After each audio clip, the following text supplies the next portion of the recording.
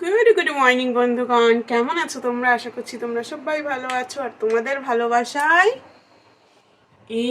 আমি সর্বাণী অনেকটা ভালো আছি। তো চলো, আজকে হচ্ছে সানডে, আর সানডে মানে যতটাই ফান্ডে ততটাই হচ্ছে কাম ডে, তাই না?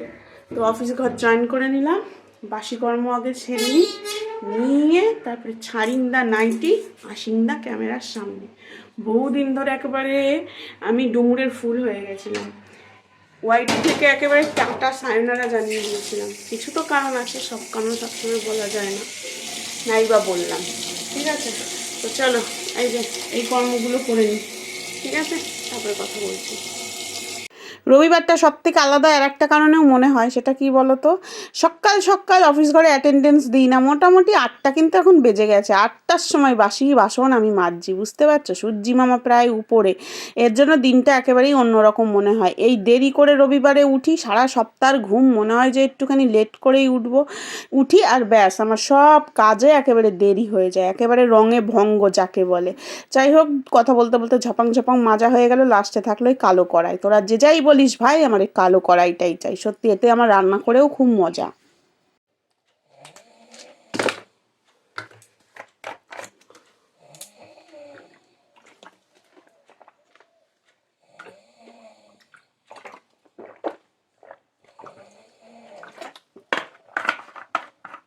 বললাম বাসি নাইটি ছেড়ে এসে তারপরে তোমাদের সঙ্গে কথা বলবো। আর বাসি নাইটিতেই ওষুধ জল সব খেয়ে ফেললাম। বাসি নাইটিতে আমি খাই না গো, কিচ্ছু করার নেই, যেদিন যেরকম সেদিন সেরকম, না হলেই আমার তাল লয় সব কেটে যাবে, বুঝেছ? আসলে বাড়ির বউদের নো রেস্টিং, নো কি বলবো, নো ফাঁকিবাজি, বুঝেছো? যখন আমার রিটায়ারমেন্টের টাইম আসবে, মানে আমার পোস্টটা বৌমা থেকে একটু কিছু উঁচু লেভেলে উঠবে, তখন আমি সব করতে পারবো। কিছু কথা বলতে হয়, এর জন্যই তো আমার চ্যানেলটা, না? কিছু মনের কথা সরাসরি না বলতে পারি, উঁচু করে তো বলা যেতেই পারে। চলো একেবারে ঘর মুছে তারপরে স্নান করে আসবো, নাহলে আমি আজকে কি বলবো, ওই যে তাল লয় একসাথে মেলাতে পারবো না, বুঝেছো? এর জন্য না বাসি নাইটি আর ছাড়লাম না, ঘর মুছবো, জামা কাপড় ভেজাবো, একেবারে স্নান করে ঘরে ঢুকবো। চলো জামা কাপড়গুলো ভিজিয়ে নিই, আর বেশি সার্ফ দিয়েই ভেজাই, কেন বলো তো? তার কারণ কি বলো তো, একটু তাড়াতাড়ি কাজও হয়। আর এই রবিবার মানে তোমাদের দাদার প্রচুর প্রচুর প্রচুর কাজ থাকে, যেহেতু বাড়ির একমাত্র হচ্ছে পুরুষ সদস্য, এর জন্য অনেক কাজ থাকে। তারপরে আবার জামা কাপড় কাজ, এর জন্য বেশি করে সার্ফ দিয়ে ভিজিয়ে রেখে এত ওর সমস্যা না হয়। চলো স্নান কমপ্লিট, এসেই একেবারে উচ্ছে আলু ভাজতে বসে গেছে, এদিকে চাটু বসে দিয়েছি, রুটি করব। আর ওই যে যাই বলিস ভাই, আমার কালো কড়াই চাই। এই কালো কড়াইতে রান্না করি বলে তোমাদের দাদা কিন্তু আমাকে খুব বকা দেয়, কালো কড়াইটাতেই তোমার কেন রান্না করা চাই? কিন্তু বিশ্বাস করে তো খুব তাড়াতাড়ি হয়, আর আমার রান্না করেও যেন ভালো লাগে। তারপরে দিদি শাশুড়ির কড়াই একটা ইমোশনাল ব্যাপার আছে। চলো ভাতে সেদ্ধ দিয়ে দিই, উচ্ছে সেদ্ধ আলু সেদ্ধ, এদিকে মাছটা করব। মানে সকালবেলা তাড়াতাড়ি করে শুধুমাত্র ওই উচ্ছে আলু সেদ্ধ দিয়েই খেয়ে চলে যাব, আর মাছটা থাক, ওটা না হয় দুপুরবেলা করব, কারণ এদিকে তাড়াতাড়ি যেতে হবে। আর দেবাগ্নির কিন্তু ম্যাডাম এসছে, পড়াচ্ছে ওদিকে ঘরে, ঠিক আছে? এর জন্য এই কাজগুলো ধীরে ধীরে ধীরে ধীরে সেরে রাখি, আর দেবাগ্নিকে নিয়েই যাব, না হলে একটা টেনশন থেকে যায় ও বাড়ি থেকে গেলে। রেডি সেডি হয়ে গেছি, আর ঘড়ির কাঁটার সাথে আমি তাল মেলাতে পারিনি, শুধুমাত্র মাছ ভেজে চলে যাচ্ছি। ওই যা ভাতটা হয়েছে এসে করবো খুনি, আমার জন্য তো ডাক্তারবাবু বসে থাকবে না। চলো যাই। চলে এসেছি, তোমাদের দাদা ওদিকে গেছে, গিয়ে সমস্ত কিছু বিল টিলগুলো মেটাচ্ছে। দেবাগ্নি এসে চুপ করে বসে আছে, ওর মনটা ভালো না, ওকে রেখে আসতে আমার মন চায় না, জানো তো? কোথায় যাবে, কি করবে একা একা? চলো এবার আমি জল খাই আর বসে বসে অপেক্ষা করি যে কতক্ষণে হবে। সোনোগ্রাফি আমার হয়ে গেছে, আস্তে আস্তে লিফটে নেমে আসছি। আমার জীবনে না কোনো কিছু সোজা পথে হয় না, বুঝেছো? বেবি ভালো আছে, কিন্তু একটা সমস্যা দেখা গেছে, সেটাও না হয় পরেই বলি। আর ভাত খেয়েও যেতে পারিনি, খুব তাড়াহুড়োর মধ্যে চলে এসেছি। ম্যাম এসেছিলো, একটু চা খেয়েছি ওর জন্য, চা বিস্কুট। আমাদের ঘড়ি যদিও 15 মিনিট ফাস্ট, কিন্তু 3টে বাজতে আর বেশি লেট নেই। এই জন্য বাড়ি এসেই একেবারে ছাড়িন্দা জামা, পরিন্দা জাতীয় পোশাক নাইটি পরে রান্না শুরু করে দিয়েছি। পেটেরও টান ধরে গেছে, জানো তো?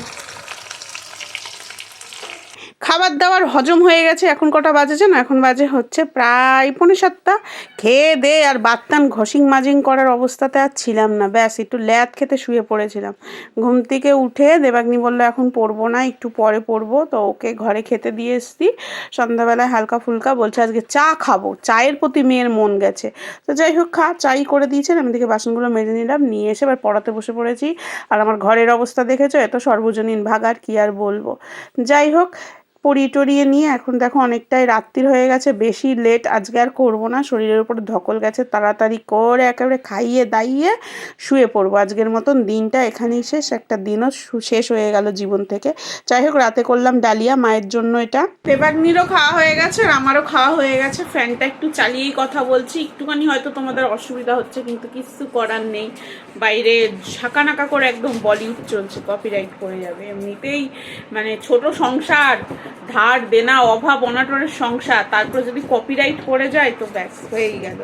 এর জন্য ফ্যানটা চালিয়েই কথা বলছি। তো সবই বললাম, এখনও আমি ধরো মানে সোনোগ্রাফি রিপোর্টটা এখনও পাইনি, তবে ডাক্তারকে আমি জিজ্ঞেস করেছি যে সব ঠিক আছে তো, বলছে হ্যাঁ বেবি ঠিক আছে।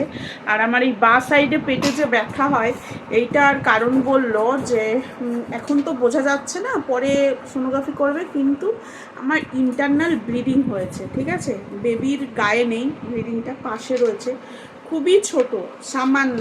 তবুও বলছে যদি মানে বেবি হওয়ার পরে, ডাক্তারকে তো অবশ্যই বললো বেবি হওয়ার পরে তারপরে হচ্ছে ওষুধ দিয়ে যদি হয় তো ভালো, নাহলে আবার অপারেশন, তবে অপারেশনের চান্সটা খুব কম, এর জন্য অত হেডেক নিচ্ছি না।